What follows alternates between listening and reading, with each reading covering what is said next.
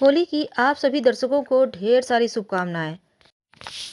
होली के दिन बहुत सारे प्रयोग किए जाते हैं, टोटके किए जाते हैं, धन प्राप्ति के लिए, शत्रु मुक्ति के लिए और यहाँ तक कि ग्रहों की चाल जो आपके विपरीत चल रही है उससे बचने के लिए भी।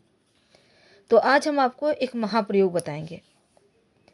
सबसे पहले तो आप ये जान लें कि वो पौधा कौन सा है। इसको हम कहते हैं आक या मदार का पौधा। आक के पौधे का पंचांग का प्रयोग किया जाता है। उसके पत्ते, जड़, तना, पुष्प, तमाम चीज़ों का, यहाँ तक कि उसके दूध का भी। तो चलिए जानते हैं विस्तार से। देखिए, तंत्र क्रिया में कहा गया है कि अगर होली की रात में आपको पौधे छूना नहीं है, होली के दिन 24 घंटे आपके पास समय है, आप कभी भी ये प्रयोग कर सकते हैं, सिर्फ रात में नहीं करना है। तो होली के दिन अगर आप नहीं कर पाते हैं तो रवि पुष्य योग में इस प्रयोग को कर लीजिएगा।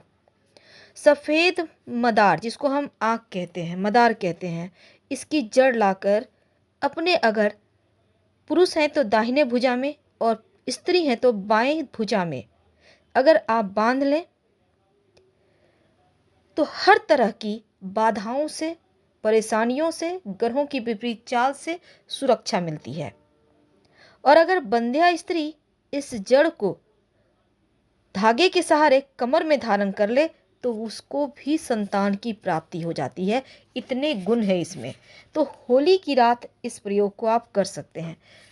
तो हालांकि इसके बारे में हमने पहले भी आपको बताया है, आप उन प्रयोग को भी कर सकते हैं। आक या मदार, इसकी दो जातियां हैं, एक लाल और दूसरा सफ़ेद। हालांकि ये वृक्ष ज़्यादा ऊंचा नहीं होता है, झाड़ पतवार की तरह है।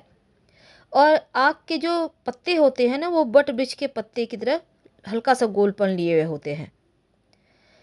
हालांकि आक का प्रयोग ज़्यादातर तांत्रिक प्रयोग होता है। हालांकि ये सात्विक है पूर्णतया, लेकिन इसको तांत्रिक प्रयोग की तरह ही देखा जाता है। आक का जो दूध है, हालांकि आपको हम पहले ही बता दें कि आक जो मदार है वो उसमें थोड़ा विष का प्रभाव होता है, इसलिए सावधानी से हाथों को धो लीजिएगा जब भी प्रयोग कीजिएगा। और इसका अगर आप आयुर्वेदिक प्रयोग करना चाहते हैं तो बिना किसी वैद्य की सलाह के कोई भी प्रयोग मत कीजिएगा। आज हम आपको 3 प्रयोग बताएंगे जिससे आप शत्रु पर आप ये प्रयोग कर सकते हैं। शत्रु शांत हो जाएगा, वो बस में हो जाएगा। प्रेमी प्रेमिका लव रिलेशनशिप में परेशानी है या फिर वैवाहिक जीवन में समस्या है तो भी इसका वशीकरण कर सकते हैं। पूरी तरह से सात्विक है, इसमें किसी को हानि नहीं होगा। और तीसरा, अगर नौकरी व्यापार में परेशानी है तो भी आप वशीकरण कर सकते हैं। देखिए, मदार के पत्ते से वशीकरण करना बहुत आसान है। सामान्यतः आप ये कह सकते हैं आक का पौधा आपको हर जगह मिल जाएगा, लेकिन जो सफ़ेद वाला आक का पौधा है जिसको मदार कहते हैं, ये सबसे ज़्यादा इसका ही असर होता है जब आप किसी तरह का कोई टोना टोटका प्रयोग करते हैं। तो आप पहले ही देख लें कि वैसे तो रोड साइड मिल जाएगा आपको ये पेड़, तो पहले ही आप ढूंढ के रखें कि ये पेड़ सफ़ेद आक का कहाँ पे है, फिर आपको ये प्रयोग करना है। और जब भी आप प्रयोग करें तो पहले जाकर निमंत्रण दे आए आक के पौधे के पास। कैसे देंगे?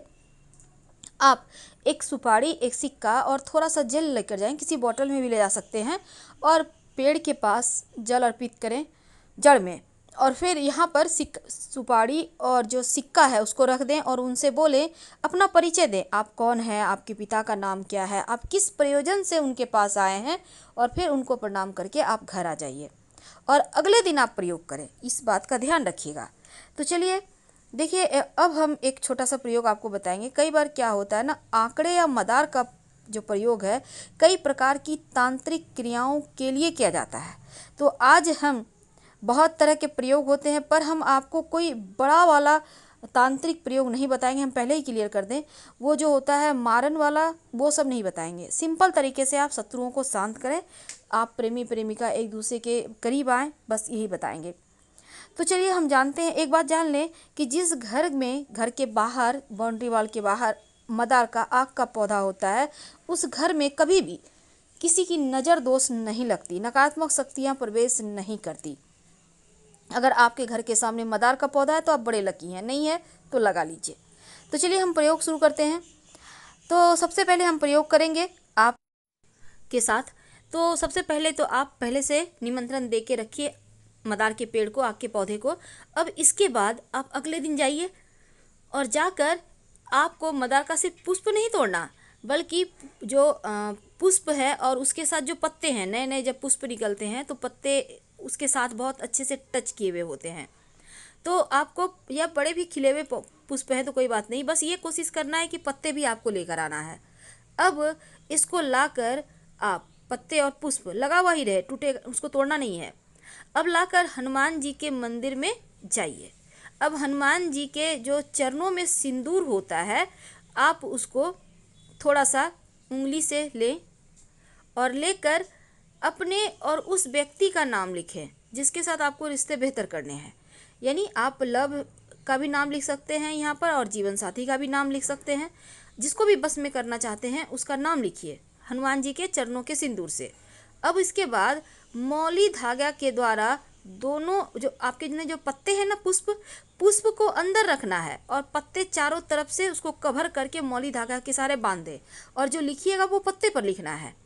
वशीकरण हो जाता है और ये प्रचंड वशीकरण है। इसको करने के बाद आप कहीं मिट्टी में दबा दें, पीछे मुड़कर मत देखिएगा, कभी भी खाली नहीं जाएगा। अब हम आपको एक छोटा सा प्रयोग बताएंगे। जब शत्रु विरोधी ज़्यादा परेशान करे, जब आपको लगे कि यहाँ से बाहर नहीं निकल पा रहे, शत्रु बहुत परेशान कर रहे हैं, तब एक छोटा सा काम कीजिए। आपको यहाँ भी निमंत्रण देना है पहले से, इस बात का याद रखिएगा। अब आपको ये प्रयोग देखिए, जिसको जो शत्रु है उसी के ऊपर कीजिएगा। आपको सफ़ेद, जो सफ़ेद वाला आग का पौधा है वहाँ पर आप जाइए।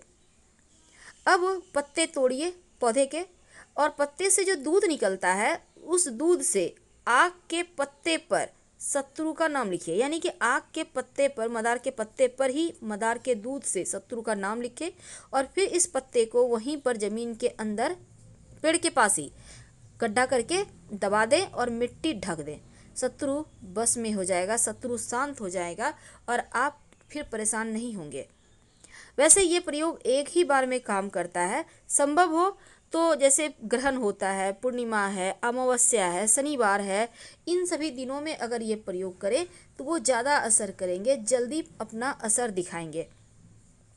ज्योतिष के अंदर यहाँ तक माना जाता है कि अगर आप मदार की जड़ को ताबीज के अंदर रखकर, यानी सफ़ेद मदार की जड़ ताबीज के अंदर रखकर काले धागे में बांधकर गले में या बाह में धारण करें तो आप पर कोई कितना बड़ा भी तांत्रिक प्रयोग किया होगा वो समाप्त हो जाएगा। तो अगर आपको भी लगता है आपके घर के आसपास किसी ने कुछ किया है तो ये प्रयोग कर सकते हैं और 1 महीना के बाद मिट्टी में दबा दें। तो चलिए सबसे अंत में एक खास उपाय। कई बार क्या होता है, आपके ऑफिस में, आपके व्यवसाय स्थल पर लोग बहुत परेशान करते हैं, कई बार घर में भी लोग परेशान करते हैं। तो ऐसे में एक छोटा सा काम कीजिए। आग के मदार के पत्ते से भी वशीकरण होता है, लोग परेशान नहीं करेंगे। तो आपको मदार के पेड़ की जड़ किसी भी शनिवार के दिन थोड़ा सा तोड़ कर ले आइए, लेकिन पहले शुक्रवार की शाम निमंत्रण दे आइएगा। और इसके साथ ही एक पत्ता भी तोड़ कर ले आइए, आग का जड़ थोड़ा सा और एक पत्ता। अब इसको मदार के जो पत्ते हैं और जड़ है इसको ले आइए। अब इनको पीस लीजिए अच्छे से और फिर किसी मदार के पत्ते को धोकर, यानी कि जो जड़ है उसको पीस लिया, अब मदार के पत्ते को धो लीजिए, उसके ऊपर जड़ को थोड़ा सा घी के साथ रखिए। अब इसका आप तिलक कर सकते हैं, जिसके भी सामने जाएंगे वो बस में हो जाएगा। आप चाहें तो मदार के पत्ते भी पीस लें, मदार का जड़, मदार का पत्ता और थोड़ा सा घी मिक्स करके। ये प्रचंड वशीकरण है। आपके नौकरी रोजगार में भी आपको समस्या नहीं आएगी, कोई भी आपके सामने टिक नहीं पाएगा और ये वशीकरण तिलक है। वैसे तो आप वशीकरण के लिए यहाँ पर आप चाहें तो लाजवंती के पौधे का जड़ भी डालकर, पीसकर डालकर आप प्रयोग कर सकते हैं, इससे भी वशीकरण होता है। तो छोटे छोटे प्रयोग हैं पर इसके असर आपको बहुत लंबे समय तक दिखेंगे। अब देखिए, सफ़ेद मदार की जड़ और पत्ते से जो वशीकरण होता है वो कभी खाली नहीं जाता।